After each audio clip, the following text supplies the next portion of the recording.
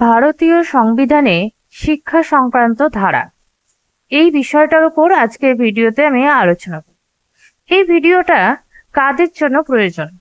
প্রথমত যারা এসএলএসটির interview preparation দিচ্ছেন তাদের জন্য কিন্তু এটা অবশ্যই দরকার, কারণ নিজেদের সাবজেক্টের বাইরেও শিক্ষা সংক্রান্ত সমস্ত টপিকগুলো কিন্তু দেখে যেতে হবে। সেক্ষেত্রে এটা কিন্তু সবারই দেখা উচিত বা সবারই জন্যই কিন্তু প্রয়োজনীয়।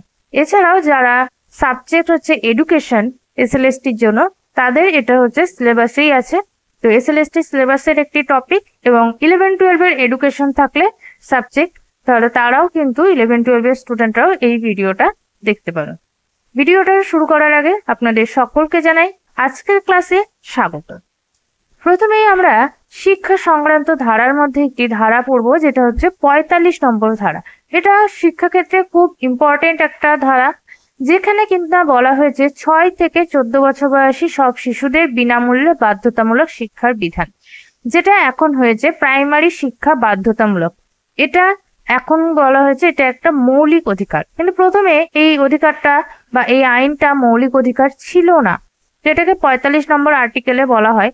পরবর্তীকালে 2002 সালে সংবিধানের 86তম সংশোধনের মাধ্যমে এই নিয়মটাকে 21 এ অনুচ্ছেদে মৌলিক অধিকার হিসেবে ঘোষণা করা হয়েছে। অর্থাৎ 14 বছর বয়স পর্যন্ত সকল শিশুকে রাষ্ট্রের কর্তব্য হচ্ছে প্রাথমিক শিক্ষা প্রদান করা। এটা হচ্ছে 45 নম্বর ধারা। নেক্সট ধারা হচ্ছে 16-1 নম্বর আর্টিকেল। এখানে বলা হয়েছে ভারতের সংবিধানের 16-1 নম্বর অনুচ্ছেদে রাষ্ট্রের অধীনে যে কোনো পদ নিয়োগ বা নিয়োগের ক্ষেত্রে সকল নাগরিকের জন্য সমান সুযোগের নিশ্চয়তা দেয়। অর্থাৎ রাষ্ট্রের অধীনে যে কোনো পদে নিয়োগের ক্ষেত্রে কি হবে না, সকল নাগরিক যাতে সমান সুযোগ পায়, সেটা বলা হয়েছে 16-1 নং আর্টিকেল। এরপর আছে 351 মানে 351 নং আর্টিকেল। এখানে বলা হয়েছে ভারতের বৈচিত্র্যময় সংস্কৃতির ঐক্যবদ্ধ প্রকাশের মাধ্যম হিসেবে হিন্দি ভাষা প্রচার করা, অষ্টম তফসিলে তালিকাভুক্ত অন্যান্য ভাষার শব্দ এবং বাক্যাংশগুলোকে একীভূত করে এটিকে সমৃদ্ধ করা। অর্থাৎ হিন্দি ভাষার সম্প্রচার করা, হিন্দি ভাষাকে রাষ্ট্রীয় ভাষা হিসেবে গড়ে তোলা, এই হিন্দি ভাষাকে সংরক্ষণ করা, এটাকে বলা হয়েছে কিন্তু 351 নম্বর আর্টিকেলে। 17 নম্বর আর্টিকেলে কি বলা হয়েছে, অস্পৃশ্যতাকে দূরীকরণ। অর্থাৎ যে অস্পৃশ্যতা প্রথাটা আছে এটাকে দূর করতে হবে আইনের মাধ্যমে, সেটা বলা হয়েছে 17 নম্বর আর্টিকেল। এরপর আছে নারী শিক্ষা। অর্থাৎ নারী শিক্ষার বিষয়ে কোন কোন আর্টিকেল গুলো আছে। 15 নম্বর আর্টিকেল। এখানে বলা হয়েছে জাতি, ধর্ম, বর্ণ, লিঙ্গ বা জন্মস্থানের ভিত্তিতে নাগরিকের প্রতি বৈষম্য করা রাষ্ট্রের জন্য নিষিদ্ধ।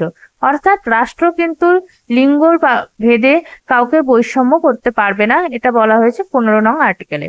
42 নং আর্টিকেলে বলা হয়েছে মাতৃত্বকালীন বেতনভুক্ত ছুটি এবং অন্যান্য সুযোগ সুবিধা। এরপর নেক্সট আছে দুর্বলতর শ্রেণীর শিক্ষা, যার আর্টিকেল নাম্বার হচ্ছে 46।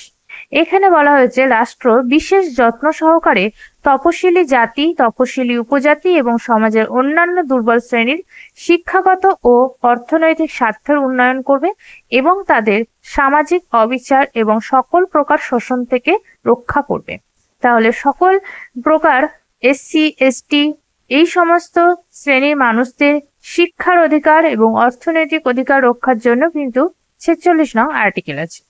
15-3 নম্বর আর্টিকেল রাষ্ট্রকে নারী ও শিশুদের জন্য বিশেষ বিধান করার অনুমতি দেয়। এরপর আছে 16-4 নম্বর ধারা। এখানে বলা হয়েছে সরকারি নিয়োগে অনগ্রসর শ্রেণীর জন্য সংরক্ষণের বিধান করার অনুমতি দেয় হচ্ছে রাজ্য সরকার। অর্থাৎ সরকারি চাকরি ক্ষেত্রে যে আলাদা সংরক্ষণ থাকে সেটার সুযোগ দেওয়া হয়েছে কিন্তু 16-4 নম্বর ধারায়। 338 নম্বর ধারায় বলা হয়েছে তপশিলি জাতি এবং উপজাতিদের সুরক্ষা ব্যবস্থা পর্যবেক্ষণের জন্য একটি কমিশন প্রতিষ্ঠা করা হয়েছে, যাতে এই জাতীয় কমিশনটা তপশিলি জাতি উপজাতিদের সুরক্ষা ব্যবস্থা ঠিকমতো হচ্ছে কিনা এগুলো পর্যবেক্ষণ করতে পারে। এরপর নেক্সট আছে সংখ্যালঘু শিক্ষা। তার জন্য প্রথম আর্টিকেল 25 নং আর্টিকেল। যে কোনো বিশ্বাস ধারণ করার এবং নিজের পছন্দের যে কোনো ধর্ম পালনের স্বাধীনতা থাকার অধিকার এই আর্টিকেলে দেওয়া হয়েছে। 28 নং আর্টিকেল, সম্পূর্ণরূপে রাষ্ট্রীয় তহবিল থেকে পরিচালিত কোনো শিক্ষা প্রতিষ্ঠানে কোনো ধর্মীয় শিক্ষা দেওয়া যাবে না।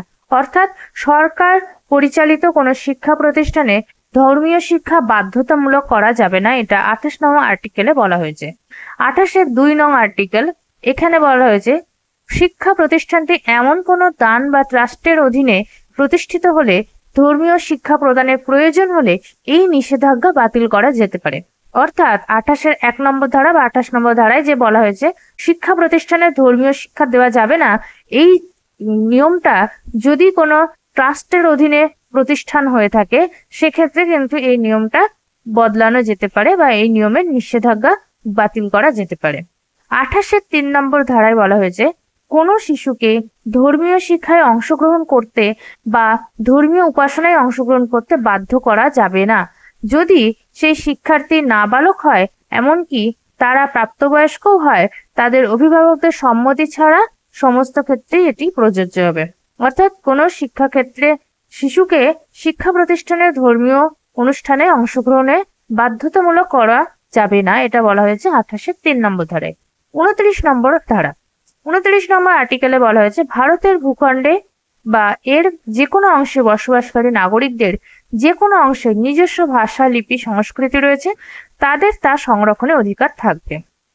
অর্থাৎ ভারতবর্ষের যে কোনো নাগরিক তাদের যদি নিজস্ব কোনো সংস্কৃতি থাকে, নিজস্ব ভাষা বা লিপি থাকে, সেগুলো কিন্তু তারা সংরক্ষণ করতে পারবে। 29-2 এখানে বলা হয়েছে জাতি, ধর্ম, বর্ণ বা ভাষার ভিত্তিতে কোনো নাগরিককে রাষ্ট্র পরিচালিত বা রাষ্ট্রীয় সাহায্যপ্রাপ্ত শিক্ষা প্রতিষ্ঠানে ভর্তির কোনো অস্বীকৃতি নিষিদ্ধ করে। অর্থাৎ ভর্তির ক্ষেত্রে কাউকে বৈষম্য করা যাবে না, মানে ভর্তি সকলকে সুযোগ সমান অধিকার দিতে হবে, জাতি, ধর্ম, বর্ণ এগুলো যাতে ভর্তির ক্ষেত্রে কোনো বাধা না হয়। 30-1 নম্বর ধারায় বলা হয়েছে ধর্ম বা ভাষার ভিত্তিতে সকল সংখ্যালঘু তাদের পছন্দের শিক্ষা প্রতিষ্ঠান স্থাপন এবং পরিচালনার অধিকার প্রদান করা হয়েছে। 30-2 নম্বর ধারায় বলা হয়েছে সাহায্য প্রদানের সময় রাষ্ট্র কোনো শিক্ষা প্রতিষ্ঠানের সাথে বৈষম্য করতে পারবে না, এমনকি যদি এটি কোনো ধর্মীয় বা ভাষাগত সংখ্যালঘু দ্বারা প্রতিষ্ঠিত হয়। অর্থাৎ কোনো ধর্মীয় বা ভাষাগত সংখ্যালঘুদের দ্বারা প্রতিষ্ঠানে সেখানে রাষ্ট্র কিন্তু কোনো হস্তক্ষেপ করবে না বা বৈষম্য কিন্তু করতে পারবে না। 350A 350 ভাষাগত সংখ্যালঘু গোষ্ঠীর শিশুদের জন্য প্রাথমিক স্তরে মাতৃভাষায় শিক্ষা দানের সুযোগ সুবিধা প্রদানের জন্য রাজ্যগুলিকে প্রচেষ্টা করতে হবে।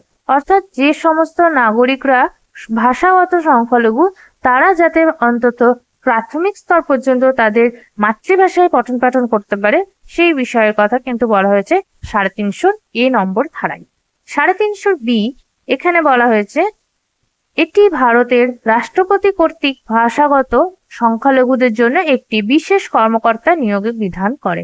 অর্থাৎ রাষ্ট্রপতি একজনকে নিয়োগ করবেন, একটি কর্মকর্তাকে, যিনি কিনা ভাষাগত সংখ্যালঘুদের বিষয়টি যাদের স্বার্থ রক্ষা হচ্ছে কিনা এই বিষয়টি নিয়ে দেখবেন। আজকের ভিডিওতে আলোচনা করলাম ভারতবর্ষের কিছু শিক্ষা সংক্রান্ত ধারা। ভিডিওটা যদি ভালো লেগে থাকে লাইক করে শেয়ার করে দেবেন, চ্যানেলে নতুন হয়ে থাকলে চ্যানেলটিকে সাবস্ক্রাইব করে দেবেন।